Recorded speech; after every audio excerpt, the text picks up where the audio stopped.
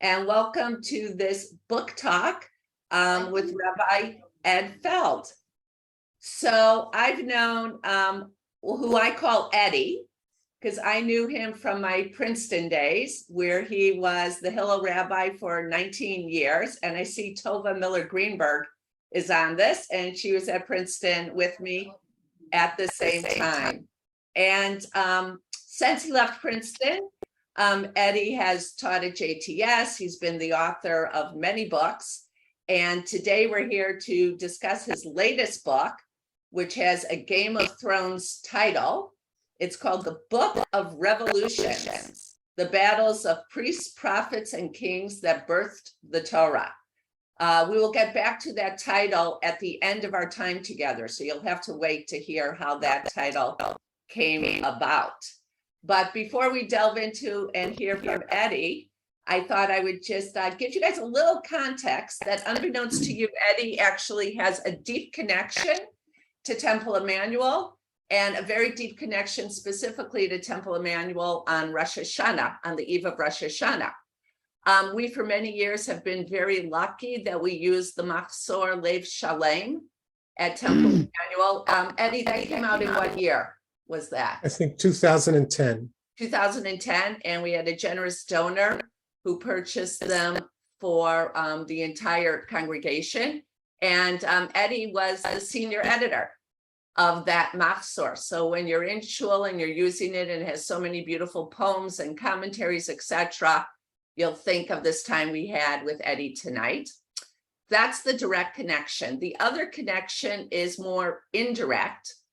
Many of you might know that we have some beautiful artwork at Temple Emmanuel. And it's done by a woman called Jeanette Kuvenoren. She did the Parochet, the art cover in Gann Chapel. Have folks seen the Gann Chapel art cover? Raise your hand. Probably should get most hands up. Most everyone has been in Gann. She also did the beautiful legacy wall on the way to Reisman in the hall. And on the high holidays, she did the Torah covers that we use in all of our services, the white ones with some beautiful thing. And Jeanette is a Jewish artist because of Eddie. And I texted my college roommates this morning. I said, hey, I have the pleasure of doing a book talk with Eddie tonight. What memories do you have of him? And Jeanette wrote, let me read it here. Eddie and his wife, Merle, who is also on the screen, are responsible for my being the Jew I am today. They made me feel welcome on Shabbat, modeled what a Jewish home can be like, helped me grapple with ideas like keeping kashrut, a totally new concept for me, and encouraged my creativity on special projects, like making the first Princeton in Hebrew t-shirt. So Eddie, she's just one of, hundreds, if not thousands of students that you and your amazing wife inspired over the years. But now you're on a bigger audience. You're inspiring literally Jews around the world. So let's start off talking about your book. And Terry, if it's okay with you, I might ask you to put in the chat the link to his book through JPS. And if folks want it, they can contact Terry and she will send one out, or you can order it directly from JPS. Okay. Why don't you start off, Eddie, and just describe the book for us, summarize the central thesis of it. So many of you know that there have been theories of how the Bible was put together, how the Torah was put together in terms of many authors. People talk about JEPD, of different authors having put together pieces of the Torah. Generally, that's done in terms of narrative. And I felt that in the narrative, we don't quite know frequently which pieces are which.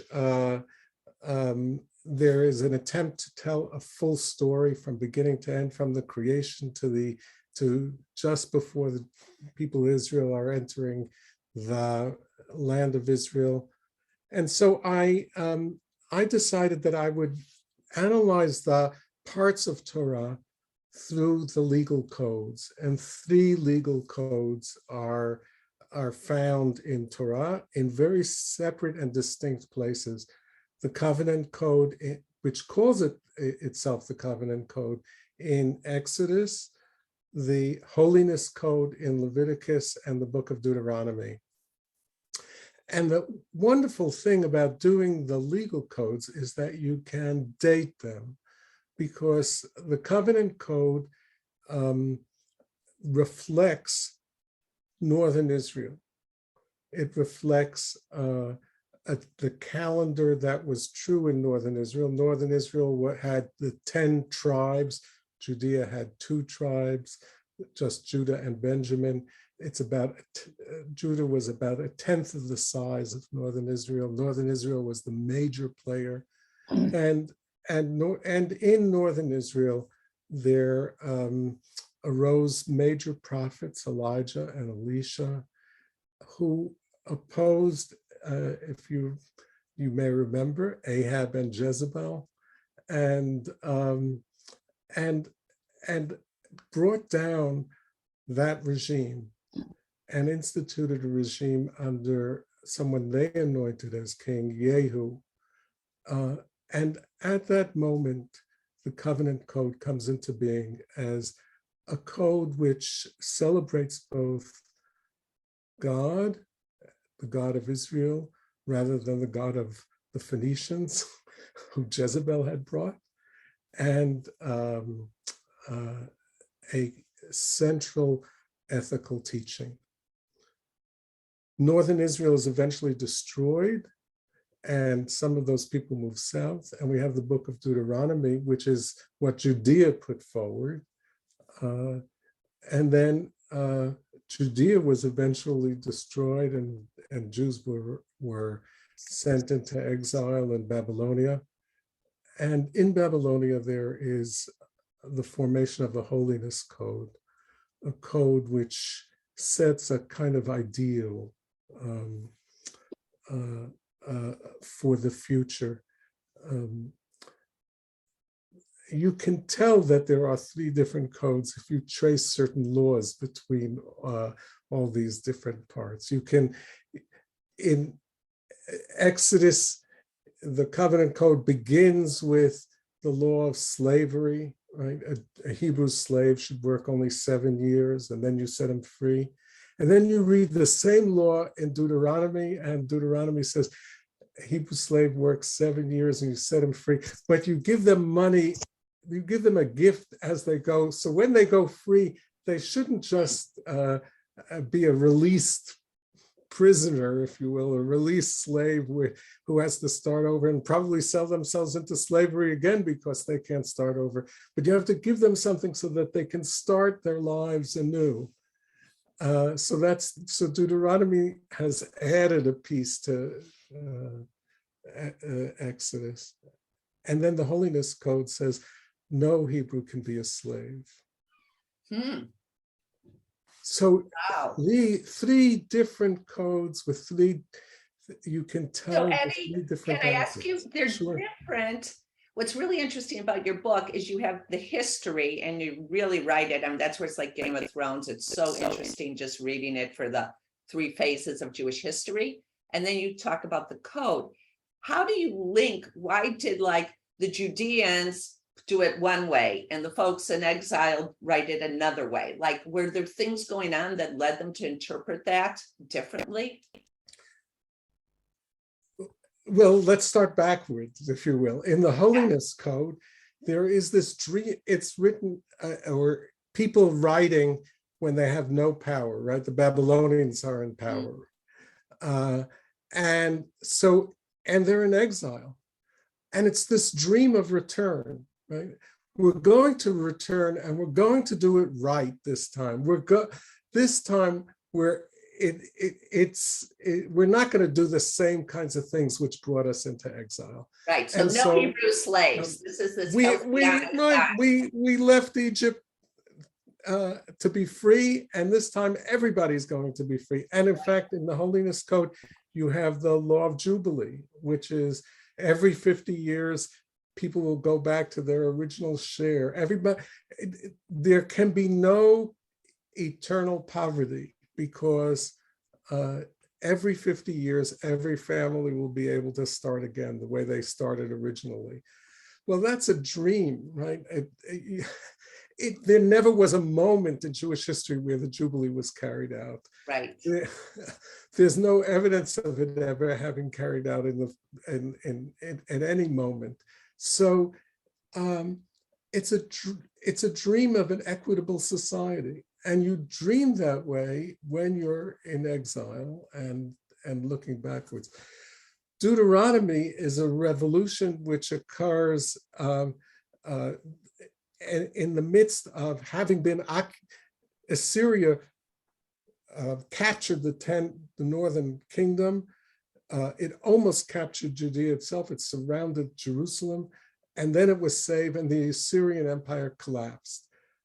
And at the moment of this collapse, Judea feels triumphant, right? It almost lost its way. And in that triumph, it has its dream, but it's a dream which has a king, a king in power who can say, okay, now this is going to be the law. And we're going to destroy everything which opposes the possibility of worshiping one God and having an ethical society. And Deuteronomy talks about taking care of the widow, the orphan, the stranger. We're going once again, we're going to create a very special society here. It comes after a time when one king after another was assassinated. One king after Josiah becomes king just after his father has been assassinated. His father ruled for 2 years, maybe even less than that, and assassinated. And this 6-year-old child becomes king. Yeah. And brought up by priests. And so he brings the revolution.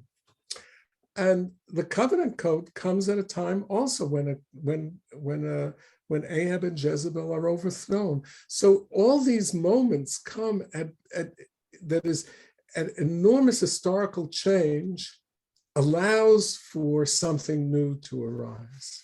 It's amazing. So then, okay, so there are these 3 codes, and then someone, I'm forgetting the fancy word for the person who put together the Torah, but he probably, maybe she, decided to incorporate all of them. And what do you think that was about? What do you think was going on in that person's head? So that's an enormously interesting question, right? It's really, I'm not sure that I can get back into the mentality, but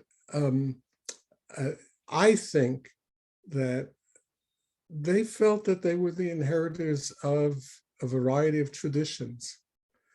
And they did not want to choose between any single tradition and say, this is the single way of doing it. But rather, we know that at various times we did different things, and we want to record that. And we want to have all that living with us. And we don't want to say that one is right and one is wrong. Interesting. And then you fast forward. Well, we'll get to what that means for modern day Jewry, but just hold on this for a second. And by the way, folks, I'm going to talk to Eddie for probably about another 15, 20 minutes, and then we're going to open it up for questions. So keep your questions in mind. If it comes to you now and you're afraid you're going to forget it, which happens to me all the time, just throw it into chat and we'll get to it. But then you fast forward. So I was studying this book with my dad. I was in Israel, and we really enjoyed reading it together. And he shared with me the example of Shabbat. So we all know Shamar v'Zachor. You know, we sing that in Lecha Dodi. Many folks here go to Shabbat Alive and other services Friday night. It's Shamar v'Zachor b'Dibur Echad. But evidently in the 2 codes, one was Shamar and one was Zachor. So one was keep the Sabbath, the other one is remember the Sabbath. The rabbis, however, wanted to reconcile everything. How could God have said two things? So they say, well, God can say both things at once. He could say two words at once, the dibur echad, in one sound. So they then went to pains to reconcile these different holiness codes. And so a little bit, again, you weren't in their head either. But what do you think? What was going on there that they worked so hard to reconcile it? Well, I think Jewishly over time, there have always been two impulses. There's an impulse to say, this is the way, and then that falls apart, right? The standard Jewish text has, a text in a big bold text in the middle, and then commentaries on the sides telling you why you could do it a different way or do it this way, or so and so said this, and that's really not the case. That is, every effort Jewishly to try to have a single-minded way has always fallen apart. Right? Every effort to have a single code, Maimonides code, Shulchan Aruch, you can't have, it falls apart because there are other spiritual impulses. There are other, and they fall apart in part because the Torah leads the way. That is what the Torah ensured, was that there can never be a single way Jewishly, because you can point to different texts, and you can most importantly for me, each of these codes represent different emotional moods. Okay. That, do you expand on that? The covenant code is mutuality. God says, I will be with you, and you say, I will try to approach you. The Deuteronomy says, God commands you. The Holiness Code says, central to God is God's holiness. You should strive to be like God. To you, right? You should strive to be like, right? So, and I feel personally that there are different moments in my life when these speak to me, right? That there's some moments when I feel commanded. I have to do this. I have to go to shul, right? I have to. There are other moments when I feel I want to approach God and hope God meets me in some way. And there are other times when I feel I want my life to be lived in a holy way. Wow, that's beautiful.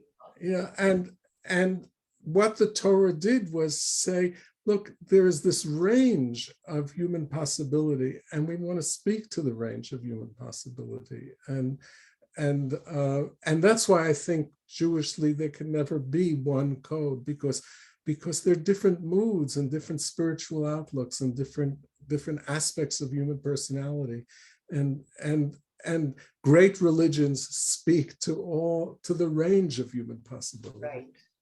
So that is so beautiful. And just so folks know, like Eddie was into spirituality and meditative and reflection before it was fashionable. Now everybody's into this. I won't tell you how old I am, but going back a little while, Eddie was already thinking these thoughts.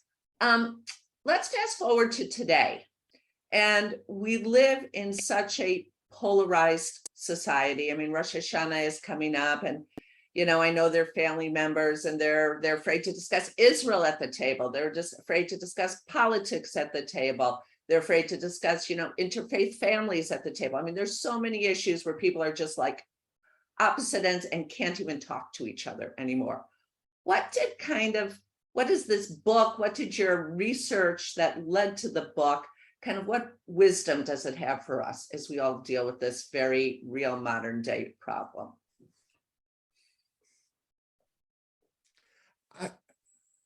I think that I started out writing the book and having favorites, right? Which code was my favorite? Yes. Right. But I ended up not having a favorite, because as I immersed myself in each of these codes, I realized that each of them captured a truth which was very important to tell And I think the trick which we have to learn is how to meet the people who have very strong opinions which are different than ours and hear their truth. Mhm. I mean, how do that, truth is a rainbow, not a single color. And so how do we listen and talk in a way in which we can hear somebody? Someone came to me to ask me a biblical question. Who, I have left-wing sympathies. Okay, so someone came to me who was. You're talking to Massachusetts crowd. You're right. Really, I consider right-winger, and was talking about some of his beliefs. And I listened and listened, and I had to say I learned something. Mm-hmm. That, it's not that it's not that I walked away convinced that he was right, but what I walked away with was a sense that I didn't have a monopoly on truth. So true. And that's a good humility to go into the high holidays. Yes. What about, does any of the codes that you describe, mutuality, commanding, holiness, do you feel like any one of them, like you're a conservatively trained rabbi from JTS, obviously we're a synagogue affiliated with the conservative movement. Do you feel like any one of them are more of the predecessor of the current theology of the conservative movement? Well, I like to think that the theology of the conservative movement is pluralistic, that it is classically the law committee, which makes decisions for legal decisions for the conservative movement. The law committee has a minority and a majority opinion, and then says to synagogues, you can follow either the minority or the majority. That is, we're not going to tell you that there is a single right way, but what we're going to tell you is we're going to try to describe the range of possibility. And I think that's a uniquely conservative approach. Mm-hmm. Not of saying this is we have one way, but we have a way of immersing ourselves in these texts and in the world in which we live, and trying to come up with some way of mediating all of that. Mm-hmm. Yeah, and of course, I always think I'm a little biased, the daughter of a conservative rabbi and married to a conservative rabbi, that the conservative movement are really the heirs of even the rabbis, because they were all about different points of view and tradition and change. I mean, rabbinic Judaism is not biblical Judaism. Obviously, right. We haven't done a sacrifice lately. So, I always feel like we're really, the heirs to it. Okay. On a personal note, Eddie, and I'll ask you maybe one or two more questions and then we'll open it up, is what led you to write this book? Tell us a little bit about the process. So I was rabbi in residence at the Jewish Theological Seminary. I was the mentor to rabbinic students. And what I realized was that when rabbinic students took their course in Bible, they came back saying it destroyed my faith. That is to say that there are multiple authors and not all of it was given at Sinai, and it felt it destroyed that sense of this is the holy book which we've always had. Yeah. And what I wanted to do was to say, look, you can accept biblical criticism, you can enter into history and learn from history, and actually deepen your spiritual life in the process. Rather than losing faith, it can give you a new kind of faith. It can give you a faith which understands some of the things that I was just talking about, the plurality of truth. It can give you a faith which says, look, we have to look to the times in which spirit reveals itself, and the ways in which it reveals itself. We have to understand that in all three codes, there is a sense both of God and of God having as God's essence an ethical being. Mm-hmm. That is to say, what God wants is for you to imitate creating an ethical society. And that's true of all three codes. So there's a deep spiritual message and a deep life message to be discovered. I didn't know this all from at the outset, but I did discover it for myself in the process of writing. Now, the book is amazing, but encyclopedic. There must have been a lot of research. How long did it actually take you to write it?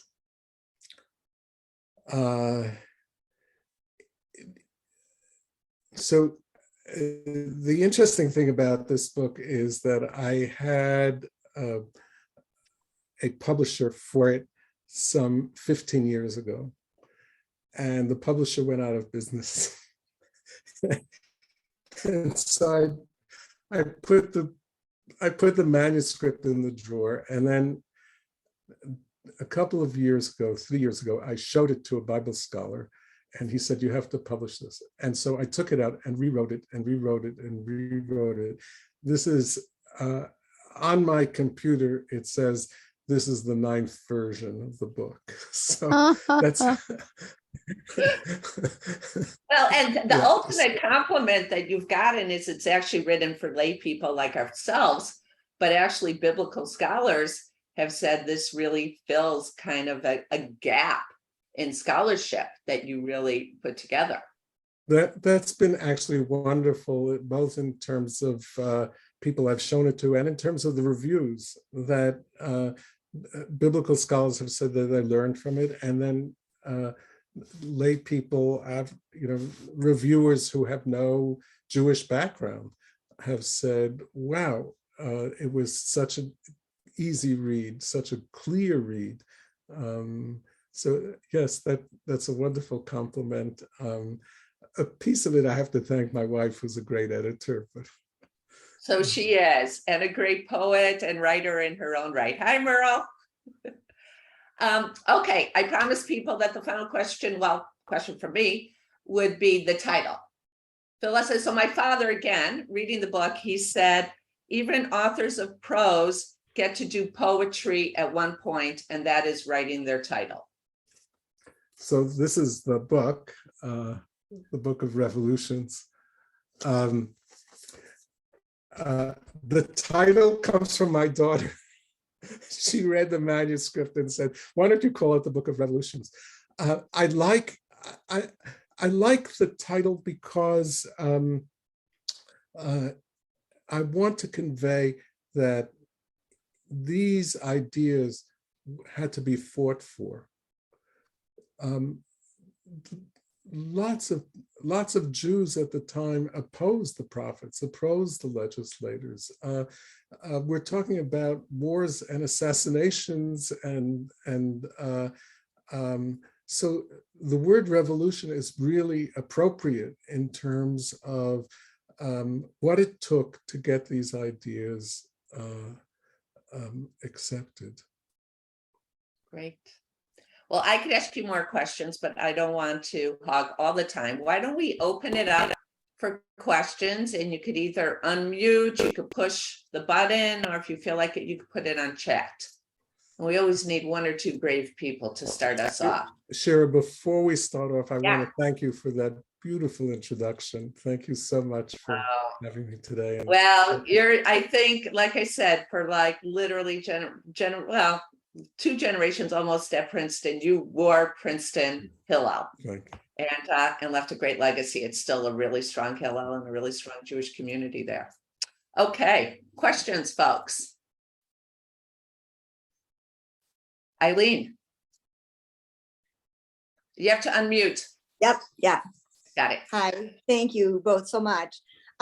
This may be a little bit of a minutia question, but my antennae sort of went up when you were talking about truth is a rainbow and not a single color, meaning I sense that there can be multiple truths. And I guess this may be my own understanding or misunderstanding, speaking that I always think of truth and fact in kind of the same universe. And so it kind of makes me a little nervous thinking that in the same way that the idea of there being multiple facts about something, which is such an issue today with, false facts and fake news and fake facts, and sort of tying that into the idea of truth having also, multiple aspects to it. So that kind of threw me off, because I would always, think of truth as sort of a higher level that has a singularity to it in the same way that I would think of fact. So I just didn't know whether I was perhaps misinterpreting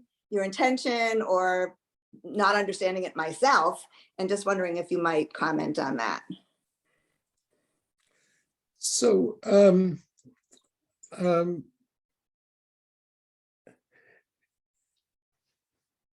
there are lots of issues which are troubling us, right?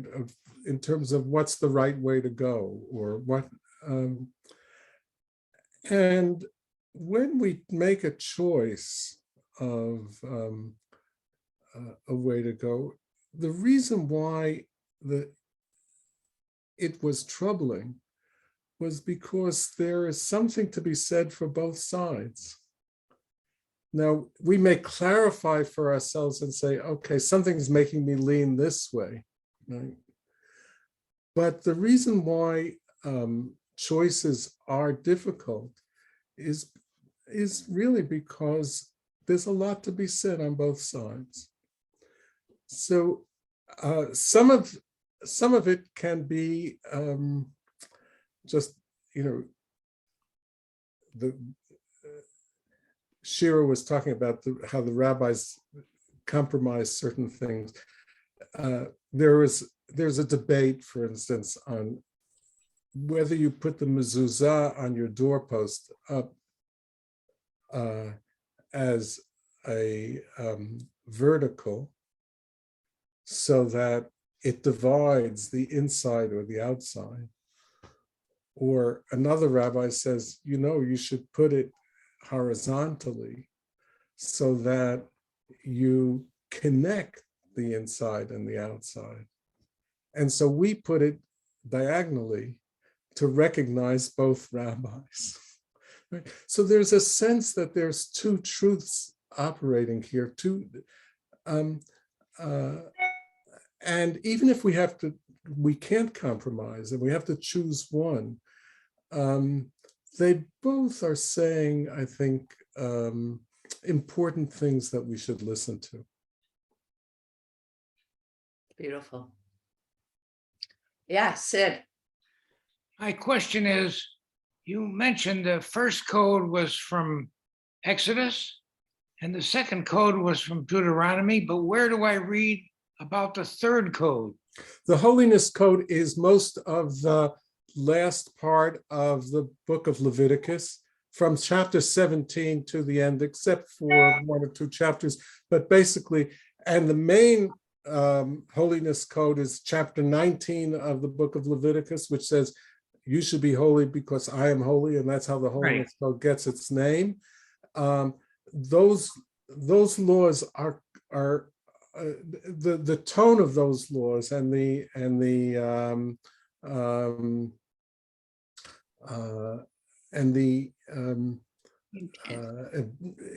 rhetoric and so forth is quite different than the rest of the book of Leviticus or other parts of the Torah. And so you could say that quite distinctly. It's also various parts of the book of Numbers can be, because we can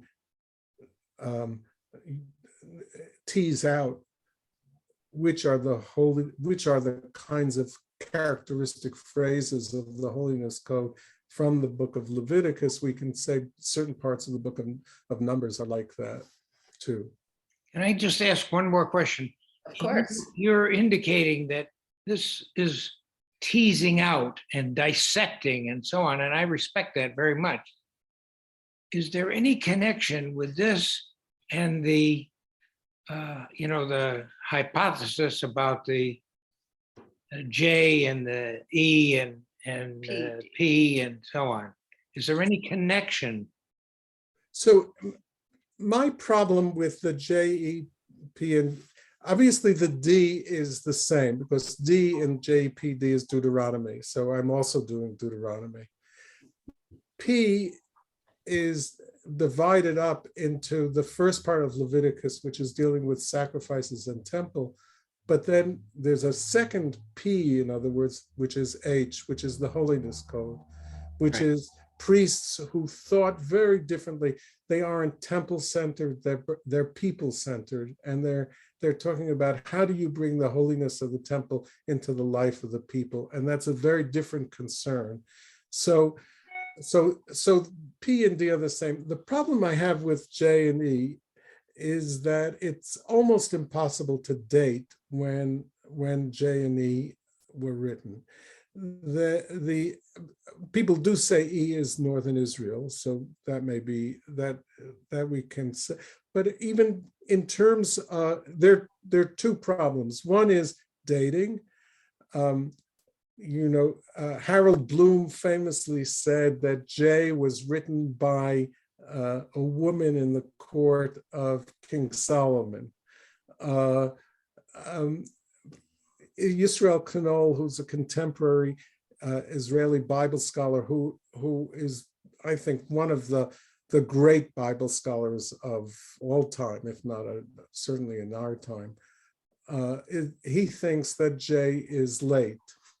So, is either pre-exilic or exilic. So when do you date it, right?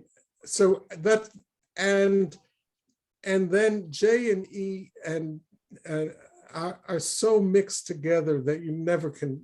That's why they're frequently JE. They're called JE frequently because you can't separate them out.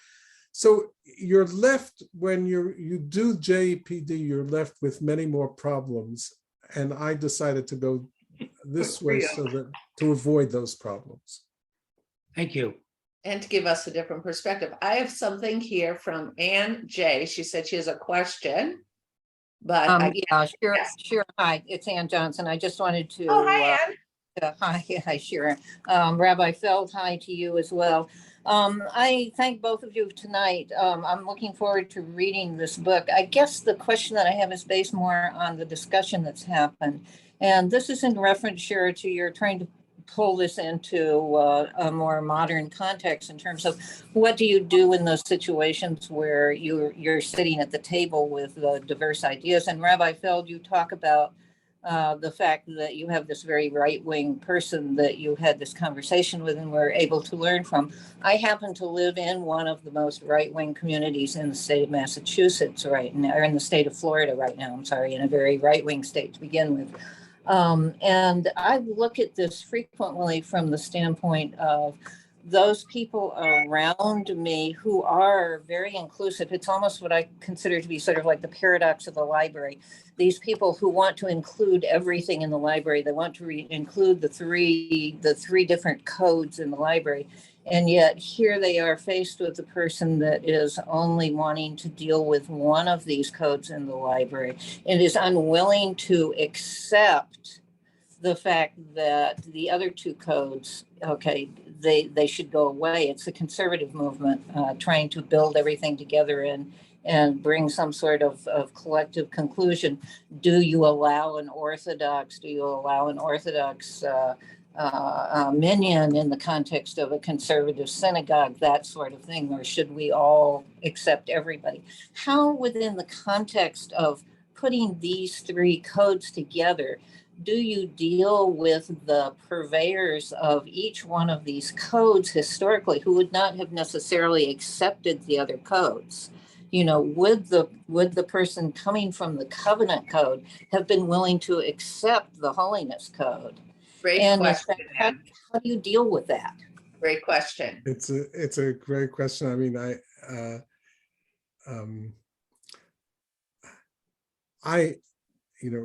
just to bring it to some terms of ours,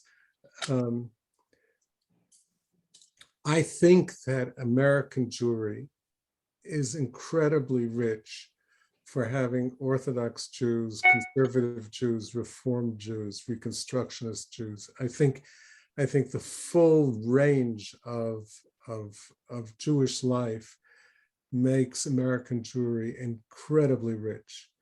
I think that if we lost any one part of that, if any of those movements went out of business, I think that we would be poorer. The American Jewish community would be poorer, and we would be poorer. I know full well that as I say this, there are colleagues either on the right or on the left who would say, I wish you or they would go, right? So yes, I celebrate all these different parts, even though I know that there's a kind of intolerance, which I wish weren't there. I wish wasn't there, but it's important for me to uphold my world, which is a world which loves the way spirit manifests itself in so many different forms. It's So that is really linked to another question, which I got via text from Robert Fine. And it says, are you saying that the writers of these codes were not writing in dialogue with earlier texts? So I guess, according to yours, the covenant code would have been first, right? And then the Deuteronomy, and then the holiness one. And so did they know about the prior one, and were they almost writing counter or in dialogue? And then they wrote, Yisrael knows writings are the basis of my question, which must be inside baseball, because I don't know what that is. So I want to give an example, right? In Exodus, we find one of the most beautiful passages in Torah. The passage is, if you see the donkey of your enemy falling under the weight of their load, and the load falls off, you should join with the owner on reloading the donkey so that they can be on their way. Right? That's the line in Exodus. In Deuteronomy, we have almost the same teaching, except one word changes. If you see the donkey of your neighbor falling on the word enemy in Exodus is changed in Deuteronomy to the word neighbor. You don't help your enemy in Deuteronomy. You help your neighbor. Now, clearly, Deuteronomy had read Exodus. Deuteronomy knows exact word for word. The sentence is the same, except for one word change. It's editing the what went before, and so yes, Deuteronomy knew the covenant code. Definitely, you can show many cases, and changed it for its purpose. Exodus says, where every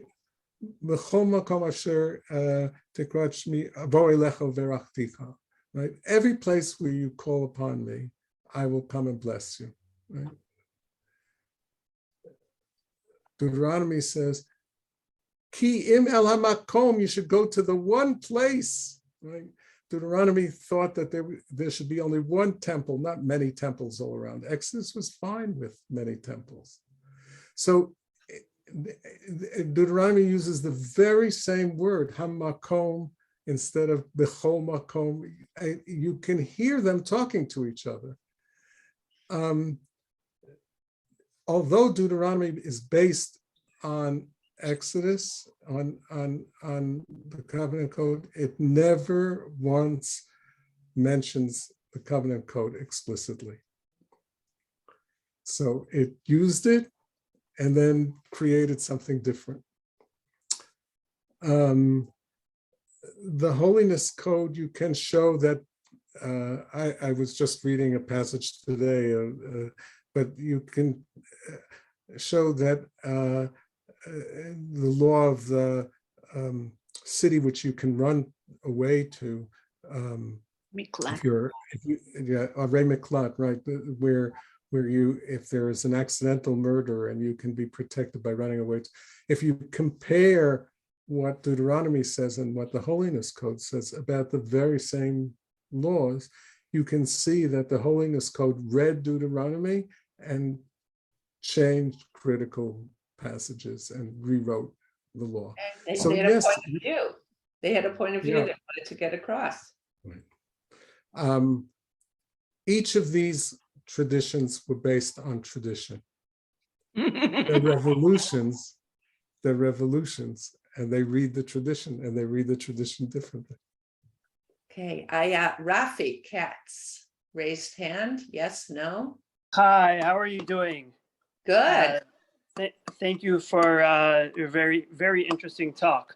Not being familiar with the theory of different authors, when you speak, Rabbi Feld, of there being multiple authors, does that necessarily remove the divinity? And if so, how do we reconcile the removal of the divinity, and or how can you have the divinity and multiple? How do the two things coexist? That's my question. Thank you very much. Right. So what I wanted to show in the book is that each of these moments reveal a certain spiritual reality. Each of these revolutions are revelations. We learn something new from each of these revolutions. And it tells us about the nature of the way revelation manifests itself in the world, not as God speaking and Moses writing as if he's a secretary and this is dictation, but rather the way it is manifest in the world is that great prophets have a sense of the meaning of the divine in their time. And the very interesting thing about doing this as law is that unlike the normal conception, which sees prophets as opposed to the society, opposed to institutions, prophets were, and prophecy was incorporated in the institutions. Each of these moments have prophets who, Elijah and Elisha, are the background for the covenant code. Huldah, the prophetess, is the one who says, this is indeed the law. And so it is accepted precisely because a prophet accepts it. The Holiness Code comes after Ezekiel speaks, and the kind of teaching that Ezekiel, who's a priest, incorporates is incorporated in the Holiness Code, so that what Jewish law is and what Torah law is an attempt to, in its time, incorporate prophetic teaching. Nice. Janet, I saw you unmuted. Do you have a question? No. Okay. I'm just listening. Okay, well, I will then take the liberty of the last question. Shira, Oh, yes. Shira, can I ask one other question from the audience? And this is just a follow-up on what Rabbi Feld, you're saying now. The question that I have is related to the fact that you seem to be suggesting to us with this now that we are really in the period of a fourth revolution. And our fourth revolution is the revolution which accepts the three that go before us, which is something that none of the others have done before. Is that what you're saying to us here? I love what I wasn't saying that, but I love what you're saying. It's just wonderful. It's a wonderful way of thinking about that. Yeah. It's funny because we were talking about, when I talked to Eddie beforehand, I said, in some ways, we're in the middle of the fourth revolution. I mean, the establishment of the state of Israel, obviously, is a major, revolution in Jewish history. And you probably can link that somewhere to pluralism and different points of view, etc. Yes, Okay. I just want to add to the last speaker that the fourth revolution is really the editor of the Torah who put it all together in this way, and insisted that there wouldn't be one teaching. After the Torah, there were attempts to reconcile all of this and to have one teaching. I mean, there are things like the Temple Scroll, which attempts to say, well, we'll do it in this way, and this is the one way we'll do it, or but they didn't triumph. The Torah triumphed precisely through its pluralism.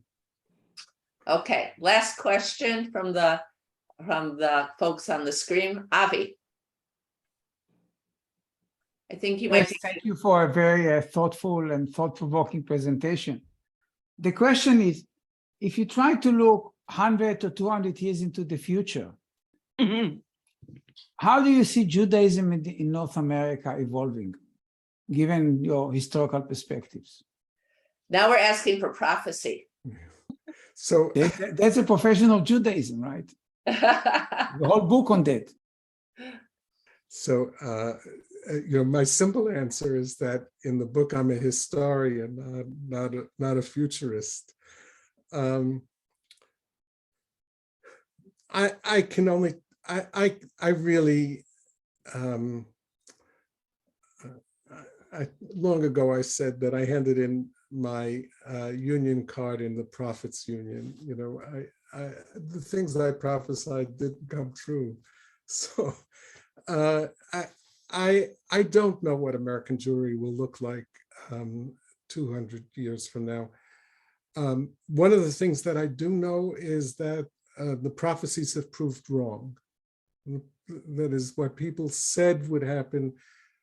When I was a student at the seminary, I had a wonderful professor, really amazing, Professor Gershon Cohen, who I quote in the book.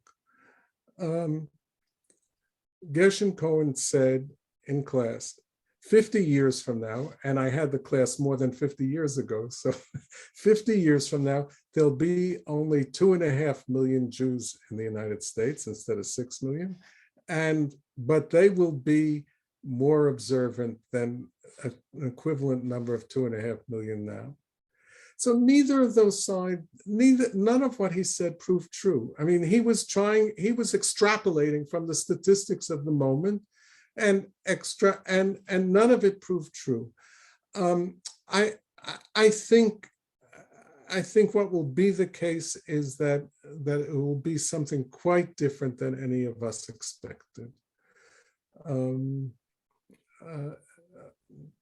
But the most I can do is try to speak to our times.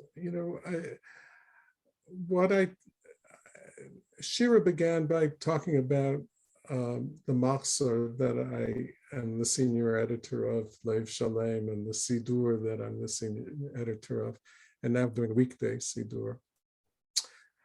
What I did in the Sidur, in part, was, in terms of the materials on the side, there's a poem by Amichai and quotations from Schneerson, the Lubavitcher Rebbe. And to put the Lubavitcher Rebbe and Amichai in the same book and in the same prayer book was a way of saying what we as Jews can do is appreciate all the manifestations of Jewishness and try to integrate it into our lives.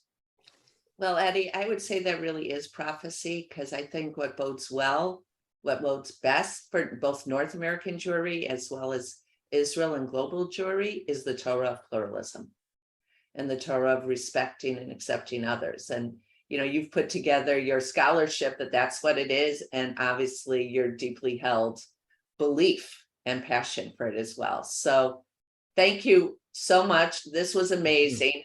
Folks, again, maybe Terry, just go put the link back on to the chat or contact Terry. And also all of us now, when we use the Machzor on Rosh Hashanah, we'll have renewed appreciation for it. And within it, there's some what I would call little hidden surprises. So Eddie's wife, Merle, is on. She's smack in the center of my screen with beautiful artwork behind her. And there's some gorgeous poetry of Merle's, right? Isn't there in the Machzor? I remember reading that in the Machzor as well. So, and thank all of you for coming. I have to say, it was kind of fun to stand in Wes's shoes, even for 1 hour on one evening. Now I can see what he does all the time when he's on these Zoom things. I think I'm going to make him have to go to an investment committee meeting of mine or something and see how he does with that. So thank you, Eddie. Shana Tova U'Metuka to you. Again, great reading for all of us on the high holidays. And yes, Eileen, a round of applause for Eddie and the wonderful book. Shira, thank you so much. This was great. It's such fun. a pleasure to be with you. And Shana Tova and Laila Tov. Laila Tov. Shana Shana Tova. Tova. So good to be with you, Shira. Same, folks. Shana Tova. I won't see you at shul. I'll be with Wes.